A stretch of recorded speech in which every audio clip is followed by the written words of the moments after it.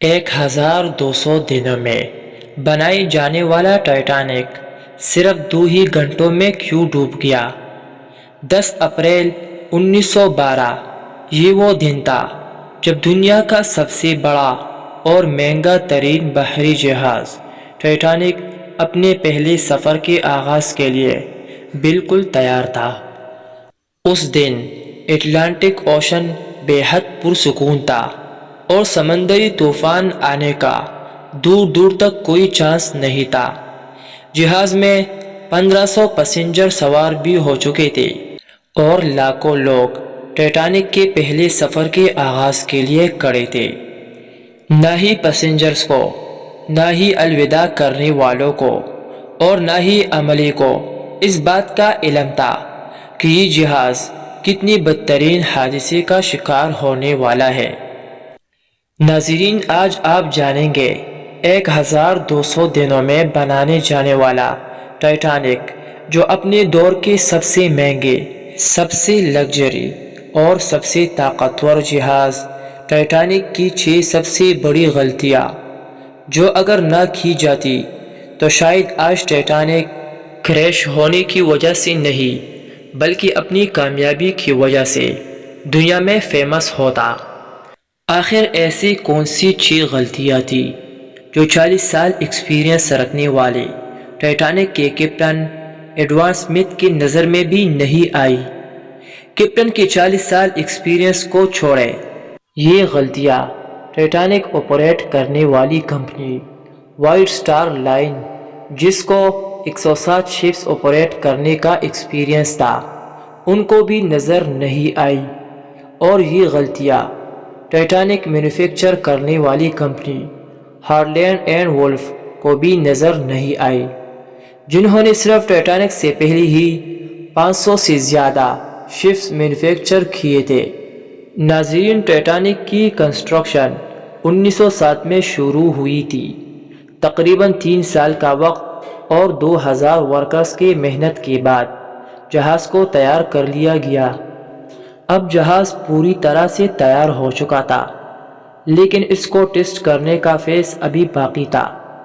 Titanic بنانے والوں کا اس پر بھروسہ تب مزید بڑھ گیا جب ٹائٹینک نے اپنا پہلا ٹیسٹ کامیابی سے پار کر لیا تھا۔ ٹیسٹ پاس کرتی ہی پوری دنیا میں مختلف اخبارات میں اس کی مارکیٹنگ کی گئی۔ اس کی ہیڈنگ تھی انسنکیبل ٹائٹینک، یعنی کبھی نہ ڈوبنے والا جہاز۔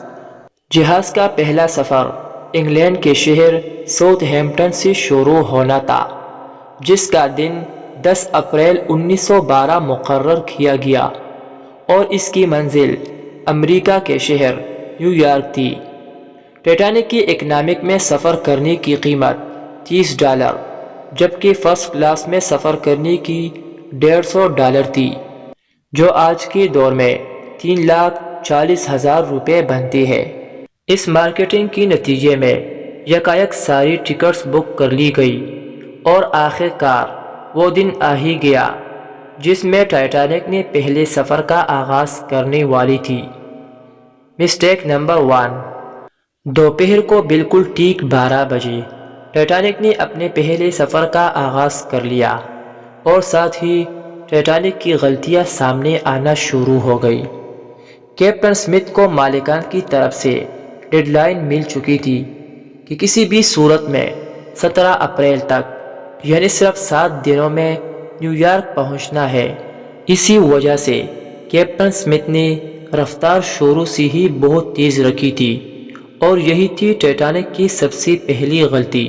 کیپٹن اسمتھ کو مالکان کی دی گئی ڈیڈ لائن کی وجہ سے جلد سے جلد پہنچنا تھا، کیونکہ یہ ٹائٹینک کا پہلا سفر تھا، اور اگر وہ نیو یارک ٹائم سے نہ پہنچتے تو ٹائٹینک کی ریپوٹیشن کو کافی نقصان ہوتا۔ دنیا کی کوئی بھی گاڑی ہو، مشین ہو یا پھر جہاز، ان کی کئی آپریٹنگ پروسیجرز ہوتے ہیں، جن میں سپیڈ لمٹ بھی ان پروسیجرز کا ایک پارٹ ہوتا ہے۔ وہ پارٹ ٹائٹینک کے آغاز میں ہی وائلیٹ کیا گیا تھا۔ کچھ ہی دیر میں جہاز ساؤتھ ہیمپٹن کو اپنا پیچھے چھوڑ گیا تھا کہ دور دور تک نیلے سمندر کے علاوہ کچھ نظر نہیں آ رہا تھا۔ مسٹیک نمبر 2، ٹائٹینک کو چلتی ہوئی 3 دن ہوئے تھے۔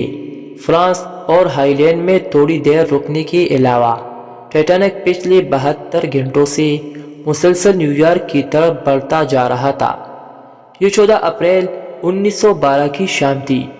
سمندر پر ہر طرف خاموشی اور دھند چھائی ہوئی تھی، جس کی وجہ سے ویزیبلٹی بھی کافی کم ہو چکی تھی۔ اسی رات ایک اور بحری جہاز جو کہ ٹائٹینک سے کچھ گھنٹے ہی آگے تھے، اس کے کیپٹن نے وائسلر پر ٹائٹینک کو سمندر پر تیرتی ہوئی چٹانیں یعنی آئس برگز کے بارے میں وارننگ دی تھی، وہ بھی 6 بار۔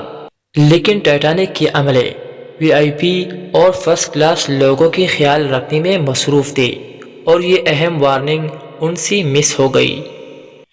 مسٹیک نمبر 3، ٹائٹینک کی سپیڈ بھی زیادہ تھی اور ان سے ایک اہم وارننگ بھی مس ہو گئی تھی۔ لیکن ابھی بھی ٹائٹینک کو کسی حادثے سے بچایا جا سکتا تھا، کیونکہ جہاز کے پہرے دار الرٹ تھے، جو کسی بھی آئس برگز کی اطلاع دور سے دیکھنے پر کیپٹن کو دینے کے لیے ریڈی تھے۔ لیکن دور سے دیکھنے کے لیے ان کے پاس ایک چیز نہیں تھی، اور وہ چیز تھی دوربین۔ جی ہاں، پہرے دار الرٹ تو تھے، لیکن وہ آئس برگز کو دوربین نہ ہونے کی وجہ سے دور سے نہیں دیکھ سکتے، اور یہ ٹائٹینک کی تیسری بہت بڑی غلطی تھی۔ آئس برگز کی خبر کیپٹن سمتھ کو اس وقت ہوئی جب جہاز کے پہرے داروں نے خبر دی کہ جہاز کے بالکل سامنے ایک فٹ بال فیلڈ کی سائز جتنا آئس برگ ہے۔ لیکن اب بہت دیر ہو چکی تھی، کیونکہ آئس برگ انتہائی قریب آ چکا تھا۔ مسٹیک نمبر 4، چونکہ اٹلانٹک اوشن میں اکثر جہاز کو اس طرح آئس برگز کا سامنا کرنا پڑتا ہے، جس کو بڑے بڑے جہاز آرام سے ہینڈل کر لیتی ہے۔ شاید کیپٹن سمتھ نے بھی یہی سوچا تھا۔ آئس برگ کی خبر ملتی ہی کیپٹن سمتھ نے جہاز کے انجن بند کرنے کا حکم دیا اور ساتھ ہی جہاز کے رخ بدلنے کا آرڈر دیا۔ کیپٹن سمتھ نے آئس برگ سے بچنے کی بہت کوشش کی، لیکن فاصلہ اتنا کم رہ گیا تھا کہ کچھ بھی کرنا بیکار ثابت ہوا۔ آئس برگ اب ٹائٹینک کے سینٹر سے ٹکرا چکا تھا، لیکن ٹائٹینک کی ابھی بھی بچنے کی کافی امید باقی تھی۔ یہ امید باقی رہ گئی تھی کہ شاید آئس برگ جہاز کی باڈی کو نقصان نہ پہنچائے، یا پھر آئس برگ جہاز سے ٹکراتی ہی خود ٹوٹ جائے۔ اور یہ ہوتا بھی ایسا ہی اگر ٹائٹینک کی چوتھی غلطی نے اپنا کام نہ دکھاتی۔ ایکسپرٹ کا ماننا ہے کہ ٹائٹینک کی باڈی پر جو ریورس لگی تھی وہ سٹیل کی نہیں بلکہ کاسٹ آئرن کی تھی۔ ان ریورس کا کام بڑے بڑے پیسز کو آپس میں جوڑے رکھنا ہوتا ہے، لیکن چونکہ کاسٹ آئرن سٹیل سے نرم ہوتا ہے، اس وجہ سے جس جگہ آئس برگ ٹائٹینک کی باڈی سے ٹکرایا وہاں کے ریورس پریشر کی وجہ سے کھل گئے، اور پھر وہی ہوا جس کا ڈر تھا۔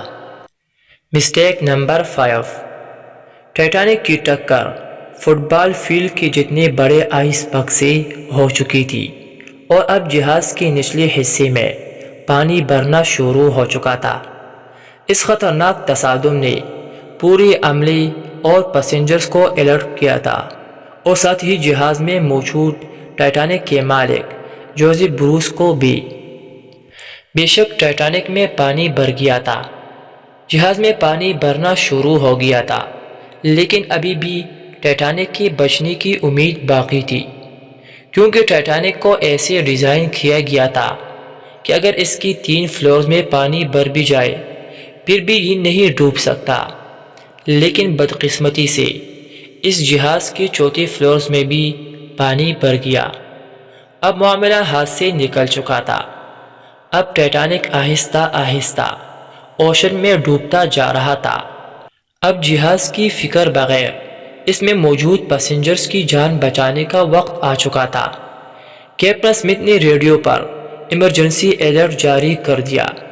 جب تک کوئی مدد کے لیے آتا تب تک پیسنجرز کو بوٹس میں شفٹ کرنے کا پلان کر لیا گیا، لیکن اس موقع پر پانچویں غلطی نے اپنا کام دکھایا۔ جی ہاں، جہاز میں ٹوٹل 32 لائف بوٹس کی جگہ تھی، لیکن کوتاہی کی وجہ سے صرف 20 بوٹس رکھی گئی تھی۔ پیسنجر تھے 1500 اور بوٹس تھے صرف 20۔ مسٹیک نمبر 6، ہر طرف افراتفری کا عالم تھا۔ ہر شخص ان گنی چنی بوٹس میں سوار ہونا چاہتا تھا۔ 12:45 پر پہلی ایمرجنسی کشتی کو سمندر میں اتاری گئی، اور یہاں ہوئی ایک اور چھٹی غلطی۔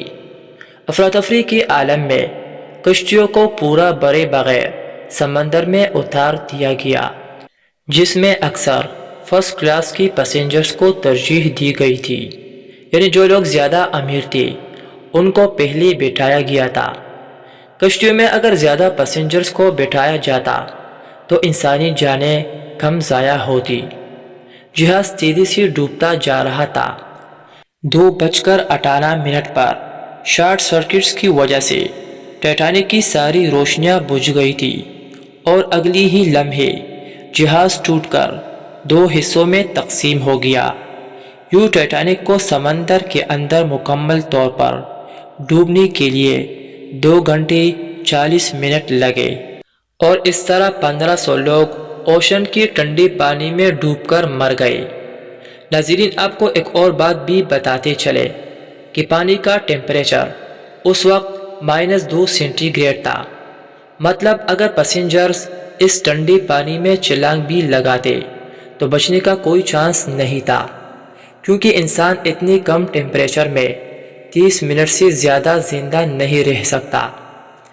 کہا جاتا ہے کہ مرنے والوں کی تعداد 1500 سے بھی کافی زیادہ تھی، کیونکہ جن لوگوں کی جہاز کے عملے سے جان پہچان تھی ان میں سے کافی لوگ جہاز پر بغیر ٹکٹ کے سوار ہوئے تھے۔ زندہ بچ جانے والوں میں سے سب سے زیادہ تعداد بچوں اور خواتین کی تھی۔ دوسری طرف کیپٹن سمتھ تھا جو سارا وقت لوگوں کی جان بچانے میں لگا رہا، اور وہ آخری آدمی تھا جس نے ڈوبتی جہاز سے چھلانگ لگائی تھی۔ دوستو، یہ تھی آج کی ویڈیو۔ ملتے ہیں اگلے شاندار ویڈیو میں، تب تک کے لیے اللہ حافظ۔